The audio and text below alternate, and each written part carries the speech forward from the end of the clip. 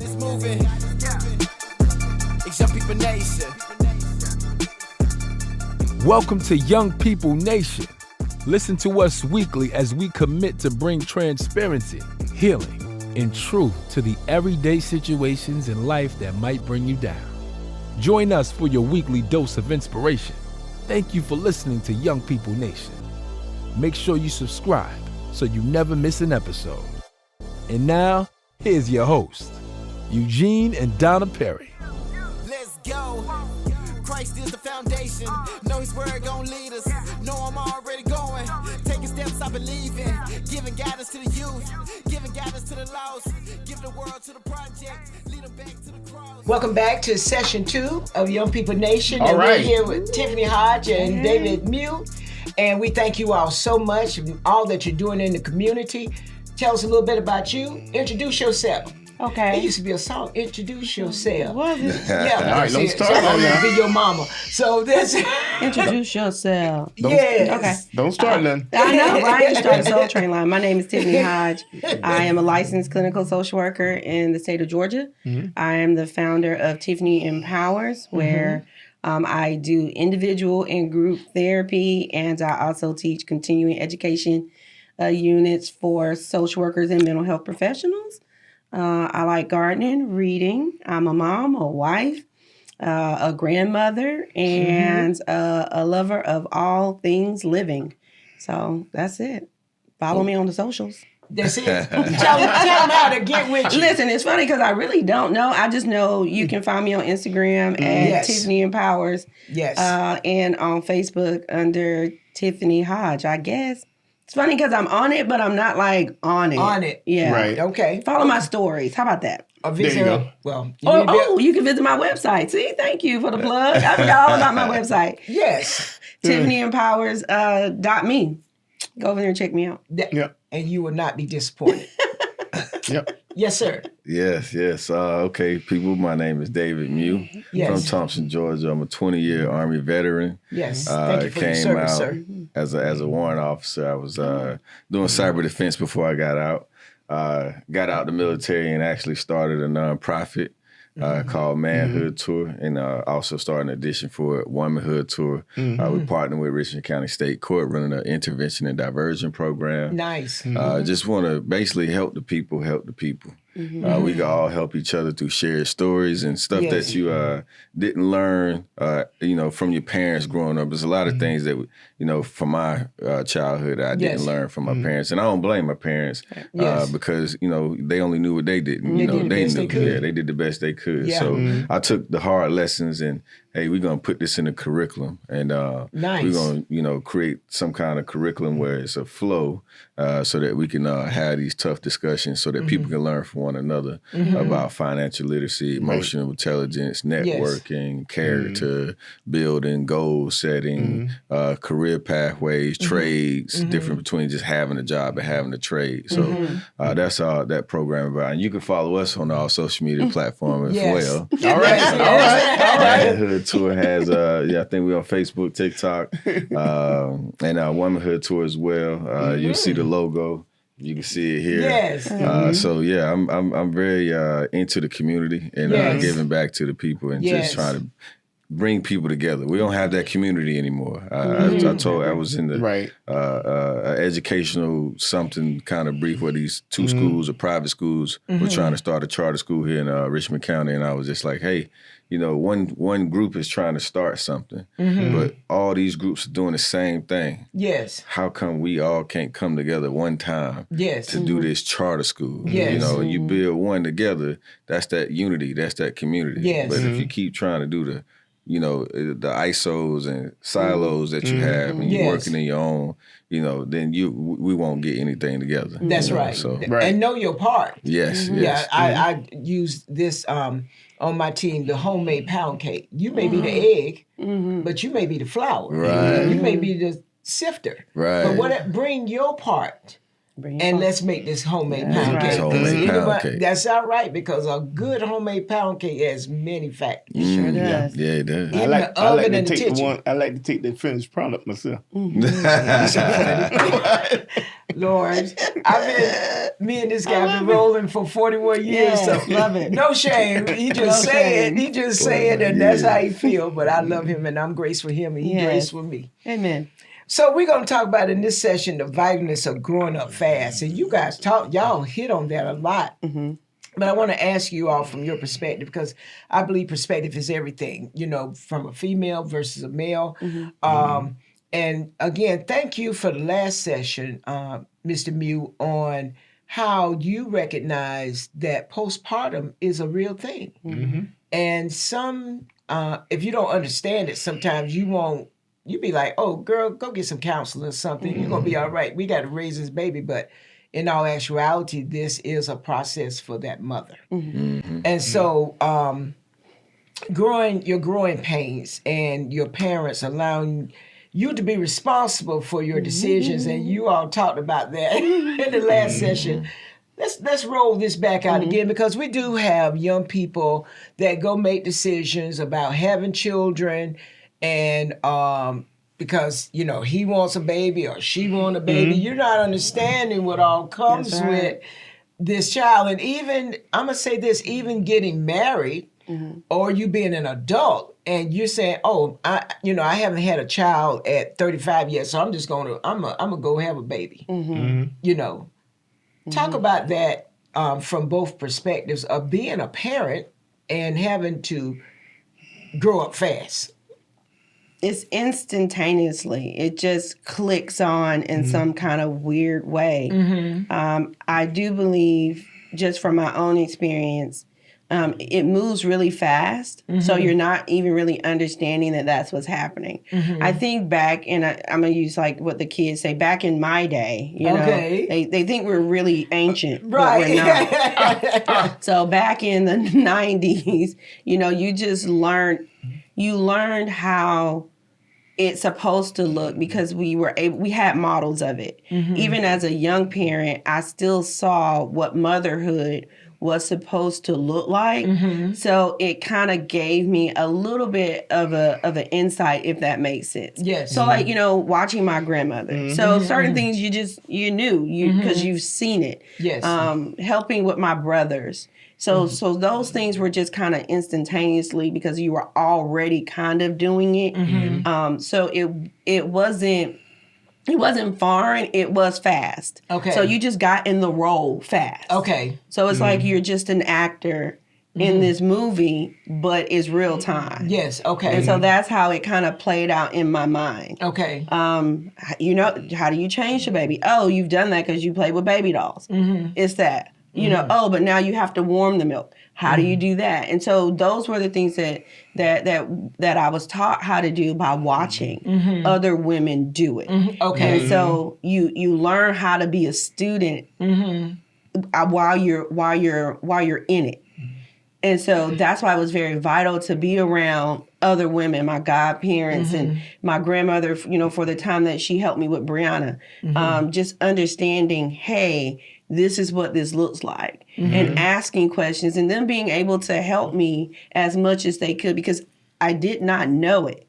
So I had to have some type of reference point. Okay. And so understanding I'm in it, but I got to refer to these that know. Yes. Because if I don't refer to them, this is going to go bad. Okay. Because I don't know. Yes. So, picking up books. I've always been a reader. And so picking up books at 15, like what is this supposed to be like? And going to the library and getting those things to understand child development. Because where else am I going to go? My friends don't know. So I had to go to older women. So I shifted a lot to older women to help me understand what this parent thing looks like, because I have to do this fast. Yes. If that makes sense. It does. It absolutely does. That's biblical. In Titus, that talks about the older women teaching the younger women, and the older men teaching the younger men. That we're at this phase supposed to be teaching you guys on what life is supposed to not necessarily your life, because everybody's Right, life is right. different, Right. but what right looks like. Let me say Yeah, that. gotcha. The Yeah, right- y'all talking about a lot about old and age. That's called I just had a birthday. I mean, I know. you know, and You still fine. thank you. But you know, in all the situations like that, you still have the X factor out there. You have people 68, 69 having kids with younger women, Yeah. and they go do the same thing. Oh God, they tired. You know, well, not only, matter of fact, I have a partner, Yeah. man. He's around 66 years old and got a 2-year-old. He's sitting there asleep in the chair, and the kid turns somersaults on the floor. You know, kid be answer the phone, that 2-year-old be running around, he's snoring.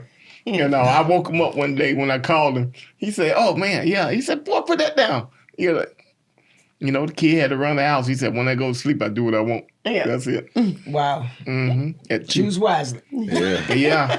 Okay, I Mr. Nick. think mine came from the growing pains came from like she had examples. I didn't have that. You know, I didn't Okay. have an example. Okay. I didn't have a father figure growing up. Oh wow. Okay. So it was my mom, and she was working all the time. Okay. You know? Right.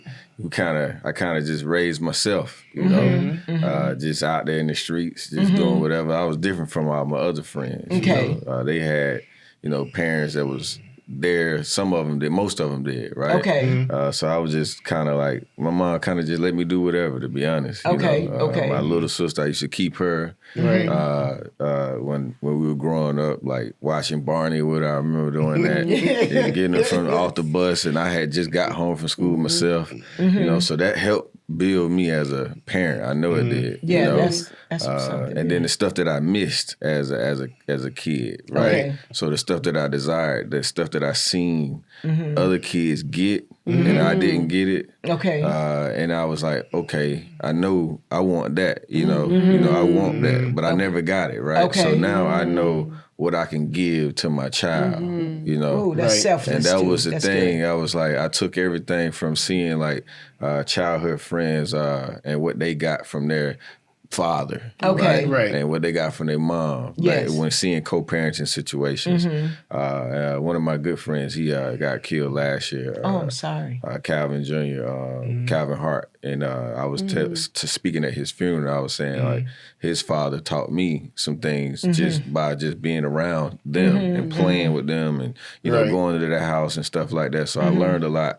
When I look back on, I start in my third child is my 15-year-old. She's here with us today. Yeah, She yeah, was the one beautiful. where I had from age birth into 5, around Okay. about 5 years old. Yes. And that's when I started really seeing like how to be a parent, how to, and what I was, all that stuff that I wanted when I was a kid. Yes.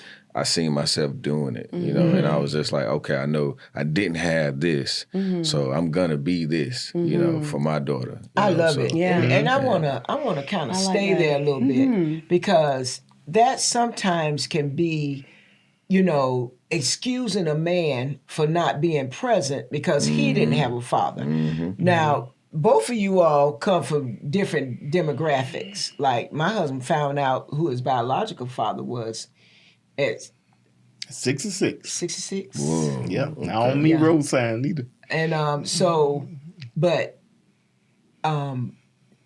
he didn't have the example, even though he was in the house. Okay? This is something he shared openly. However, how he has treated our daughters and myself, I would have never known that. So, y'all two talk about men being in position, even though you didn't have the father. You really opened that up, so we're gonna go with it because I know how he is about it. Like, look, all your boy trips and stuff, that's over. Yeah. That's Yeah. it. So y'all talk about that, and then me and Tiffany we go ride this thing and go because a lot of young men need to know this, and grown men. Yeah. It's no excuse because you didn't have. That's what I just heard you say. Yeah, you can't use Yeah. an excuse because you always going to use that for the rest of your life if you hold on to it, you know. But you should use what you didn't have to give to others, you know, give to who you brought into this world, right? Yes. Be different, right?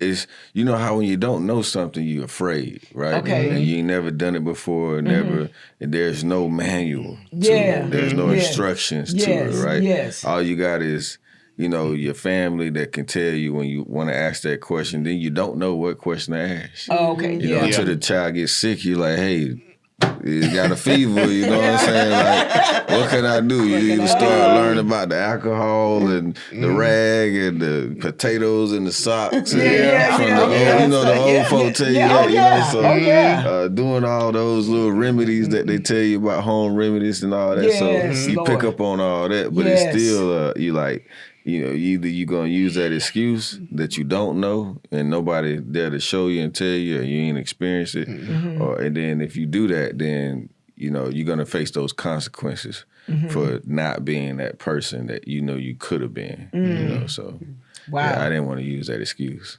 Kudos to you, Mr. Perry. Well, it's a great. Don't go too hard, bro. Okay. You get in there. It's a great demand. It's a great demand on men to have answers and to be the one that makes the difference in the situation. And, you know, and you come into the situation by not having a father present like that. The baby crying, you be like, okay, I get a baby milk ball. Which end? Which end did I put the milk ball in? That end, you know, you start to panic. And then when the baby start hiccuping and all like that, it's like, oh God, what did I do now? You know, because we didn't have the advantage of going to an iPad and pull it up and everything. So you kind of like winged it and everything. And the pressure, everybody's looking at the man. He's got all the answers. He said, oh God, here I go. Lord, help me. Help me right now because I don't know my head from my butt. But everybody is waiting on me to have the answer or have the money or know what to do in this situation. And thank God for grandmothers. Yeah. Woo, Lord Jesus. Yeah. Because I had a grandmother all the way back from the it used to be a slave. And my grandmother used to tell me stories and tell me what to do and guide me. Most of my life, strong women have told me and guided me along the way. And all that crazy stuff about women can't preach and women should do that. Hey, all my great examples have been women. And that didn't make me less of a man. And these women will straight up with you. My grandma used to say, don't trust him if he can't look you in the eye. You know, and I always remember that. And everybody I meet, when I talk to them, I look them right in the eye. And if they shy away, look away, or have any other intentions, you'll know it. You know, don't go by stereotypes, no. Judge a person by who they are. And who they show you who they are, that's them. Yeah. Stop making excuses. That's them. If they ain't no good, they just ain't no good. Yeah. You know, don't make excuses for people. Yeah. That's my biggest thing. Either you're going to be there for the trip or you're going to get a ticket and get out.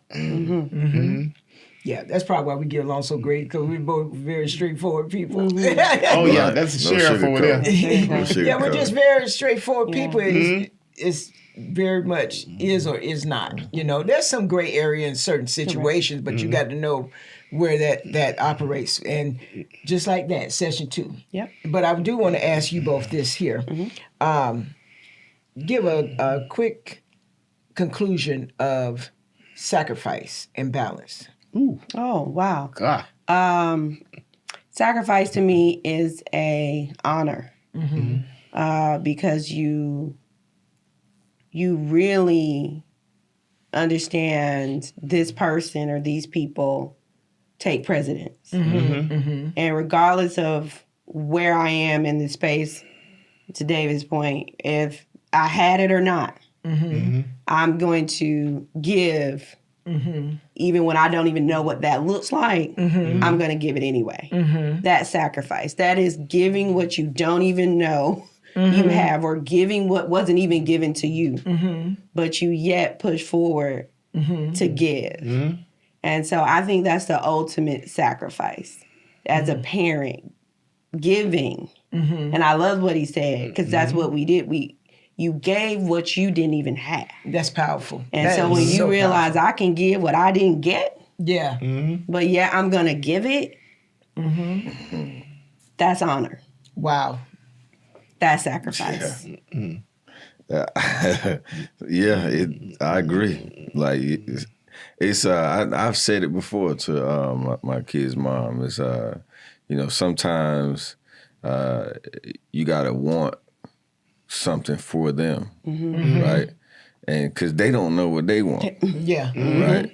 So and now, like, it's almost like you wanting something for them, you got to make the sacrifice to go find that, that whatever it's an activity or, sports or something, right? You got to start thinking and researching and say, hey, who am I dealing with and what do they like and what can I put them in, and expose them to so that they can learn more, they can grow, Yes. or just you kind of cultivate whatever that talent they may Yes. have, right? Yes. So it's like, but you have to do that, right? In order for you to do that, you got to step out of yourself, That's and then you got to say, okay, whatever it falls on the day that you do whatever, right? But that got to go out of the window, right? You no longer doing that no more because it's for them. And that balance part, I say that, I tell people all the time, like, hey, I do fast, because balance is very important. You'll find yourself pushing and doing what you want to do, and then now you're not trying to cultivate and trying to, you forget about them, Yes. and then you want to find that balance because you need that balance. You got to take care of yourself too. Yes, yes. You got to do stuff to make you happy too. You Yes. got to find time for yourself as well. Yes. So when you find yourself getting in balance, right, that means you need to step away from a lot of things, and then reset, and get on your knees and pray and Yes. meditate and get away from social media, get Yes. away from all of that right there, all the distractions that Yes. you can be distracted from because you Yes. keep on living and you won't find that balance. Yes. You'll fall real hard. Yes. And now when you fall real hard, we know nobody wants pain, so Yes. if you're gonna find pain if you ain't got no balance. That's right. Wow. But that is wonderful when it go in that direction. But parenting can be this here too. You make that last sacrifice and you get that last piece of pie out of that refrigerator to your loving offspring or loving wife, and then they turn on you. Oh yeah. But that's a whole other session. Yeah, they turn on you. You are still their parent. Yeah, but that's true. You can give your all, and then the person turn around and but that to me that goes. I've learned a lot more since our daughters have gotten older. Boundaries. Oh yeah. Stop giving where God didn't tell you to give. Mind your business. Say it again. Yeah, mind your business. Yes, Yeah. you're in the way. That's why you feeling that pain because you made that decision to go over there. And we're gonna conclude on that. Okay, we'd like to give out. Thank you guys. Thank you. See, that's how this goes. I just love God. We just thank God for this podcast, and we thank Him for the supporters and just Him giving us wisdom and knowledge and understanding. And thank you to all who support us. And we like to give out a few hotlines just in case someone is listening and they're like, "Oh my God, I need a reference." Text 741-741. That's free 24/7 service. There's the 988 hotline. There's the NAMI, National Alliance on Mental Illness. And there's a 211 for general community resources. That's 24/7. Mr. Perry. In life, the secret of parenting, everybody want to know that. Secret of parenting is I should think of you as God think of you. I will always love you every step of the way. This has been Young People Nation, and remember, there's always hope. Christ is the foundation. Know his word gon' lead us. Know I'm already going. Taking steps I believe in. Giving guidance to the youth. Giving guidance to the lost.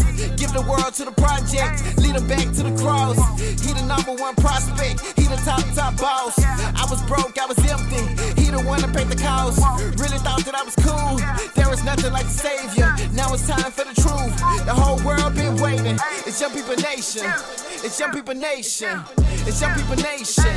It's Young People Nation. It's Young People Nation. It's Young People Nation. It's Young People Nation. The whole world been waiting. Whatever you going through, I know what he gonna do. Don't matter the circumstance, we going back to the root. Keep going, keep going. Let that seed keep growing. You need peace and we know it. Now it's time to live holy. Young People Nation. You know what time it is. Young People Nation. Get ready, the time is here. Get ready, we vibing here. We about to let God in here. Young People Nation. It's Young People Nation. Yeah, do it for the heavens, you know where we going. Influenced by his love, you know we gotta show it. It's time to put the youth onto what God is doing. Cause I can tell you now, right now, that God is moving. It's Young People Nation.